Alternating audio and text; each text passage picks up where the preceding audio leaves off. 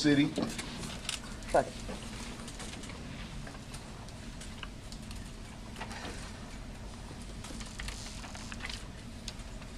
I knew the moment I laid eyes on him that I loved him. I never believed in love at first sight until then. He stepped to me with his goofy swagger and big lips. I daydreamed about him often. His voice was my Folgers in the morning, and he was my frog-turned prince. A horny toad is what I called him. I likened his I love yous to butter pecan ice cream, wishing I could be the cap on his chipped tooth so I was the closest thing to the air he breathes. But his words were bittersweet poison to my ears. I choked on his verbs, regurgitating only to fall on deaf ears. He would be the death of me. Being with him was the closest thing to selling my soul to the devil. He deceived me into believing I was his one and only. So I offered him my virginity as a token of what I thought was forever. I'm starting to think maybe I kissed the wrong frog, or maybe I wasn't a princess at all. Maybe I was just a noose around his neck hanging on his every word. Because what was given to him freely was interpreted as his property. So when I said no, he heard yes. Then he raped me.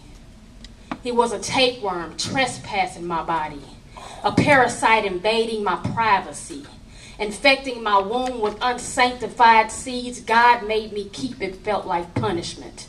So I cursed him. I spoke death over his life, wishing he would die a slow death just as my spirit did. So God took him. He took him before I ever heard him say, I'm sorry. He died before my son had the opportunity to call him daddy. And when I saw him laying in the casket, I almost felt nothing. The Christian side of me, burdened of a guilty conscience, knowing my words was just as powerful as if God himself spoke them, but the flesh side of me believed he actually deserved it. It's been 5 years and I've never had any closure.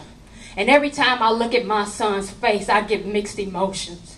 I don't know whether to thank God for my blessings or rebuke the curses. I beg God for forgiveness for using my words as weapons, but it was the only way I could regain control of what dignity I had left.